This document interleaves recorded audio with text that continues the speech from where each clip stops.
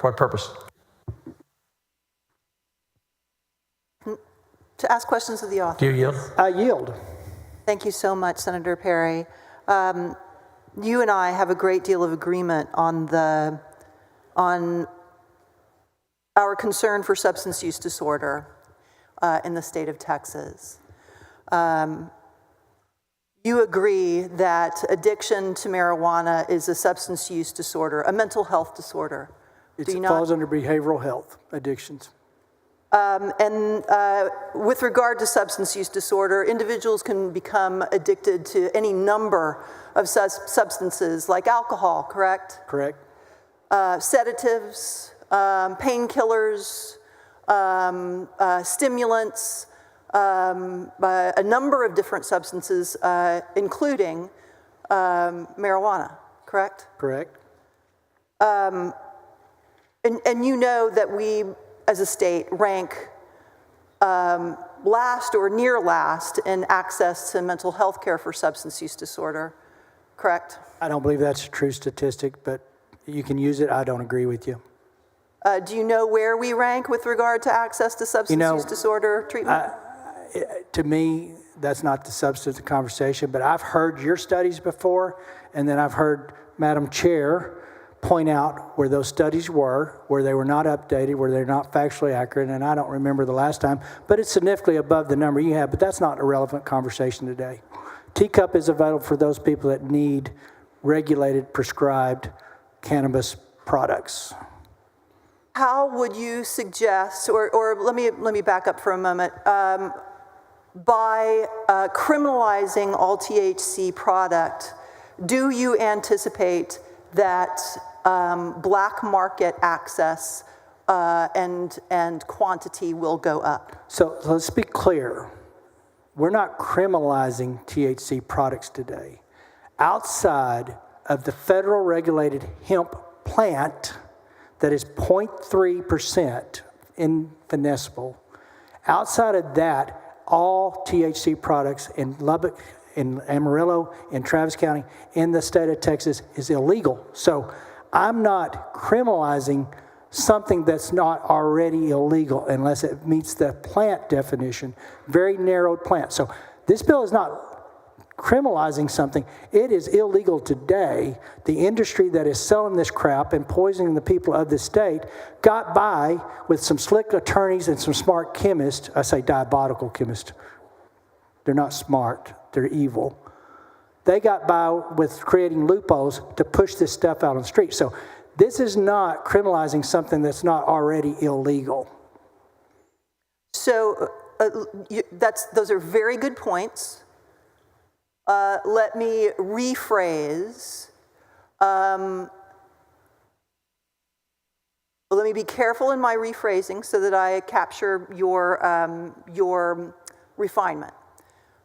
Do you believe that eradicating a tested and labeled hemp-derived product will increase the black market availability of those same hemp-derived products? So I'm going to answer it the way I answered it with Senator Mendez.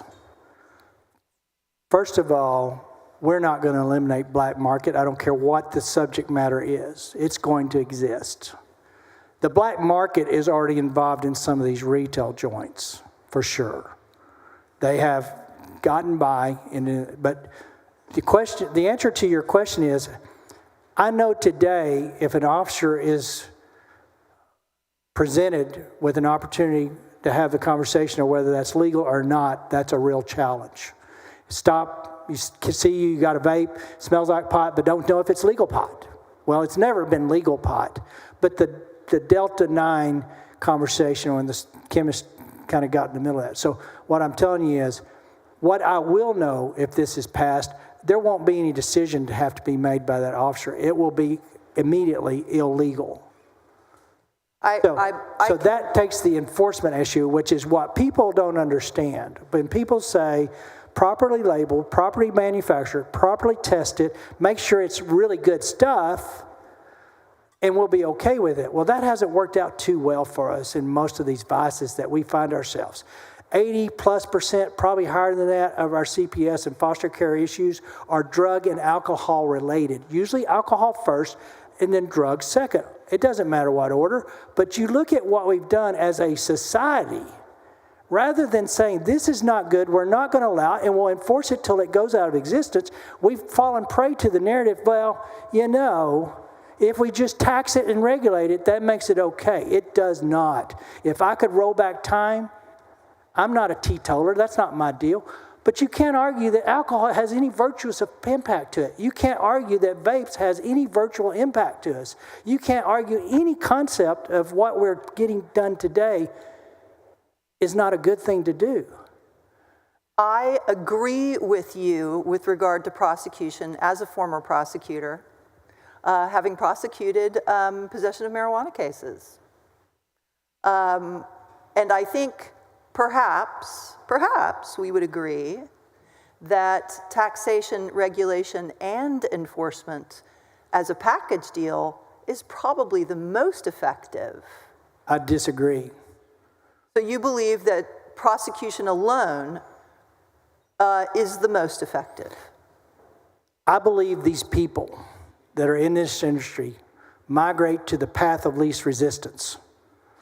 So they're going to move to the next state, the unsuspecting state, and open up their retail stores and get just where they are today with us when possible.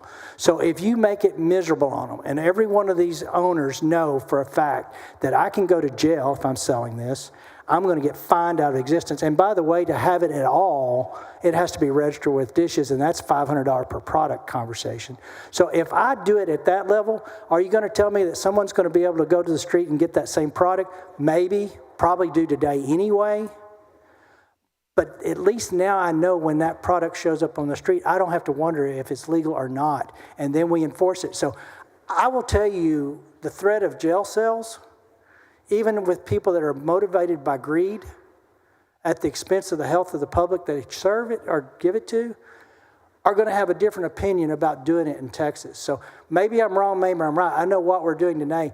The state does not have enough money to deal with the enforcement, the inspection, the regulatory environment that everybody speaks to, and then pick up the tab in our Health and Human Services budget for all the addiction stuff that comes from allowing that to happen. It's not worth, the juice ain't worth the squeeze. So let's talk about that juice and where it's getting squeezed. Consistently, about 65% of inmates in Texas have a substance use disorder. Would you agree with that? I would have thought it had been higher, but 65 is enough for me, right? It's good.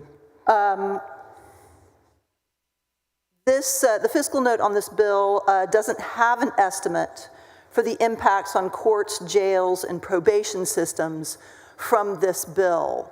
Do you anticipate that local property taxes will go up to address higher incarceration, prosecution, and treatment from this bill? So what I hear you saying is it's going to cost us more, so let's let them run rampant. That's never an excuse. I'm saying it's going to cost us one way or the other. Yeah, I'm saying as we stake this, as we put the stake in the ground, that we're really clear with where we stand on this issue. There will be lesser of them.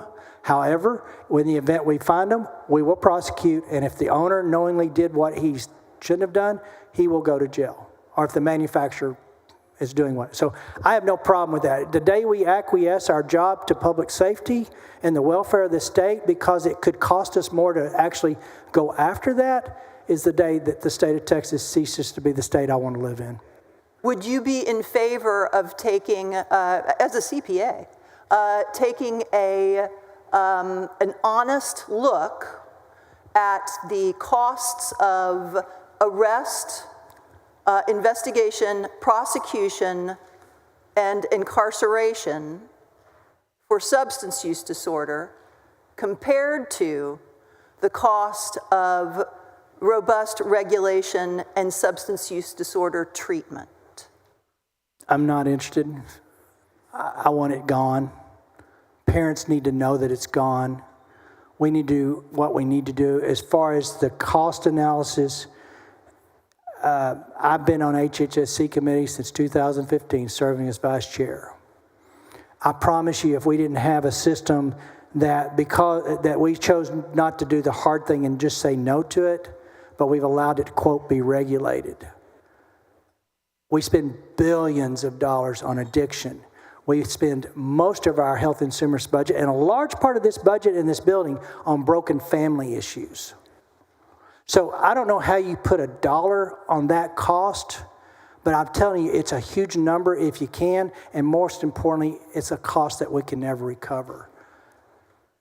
I see this as an inflection point that we can decide to say no, and whatever it takes to extinguish it, we will do it. We did it with K2, bath salts, and spice.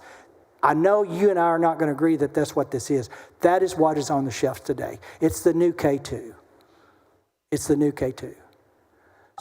So with that in mind, we don't get to lay our responsibility aside for fear that it may raise taxes. And if they're state jails, that's on the state dime. To get them there, yeah, there's an additional cost. The cost of not doing it to that community and that family is you can't put a dollar on it.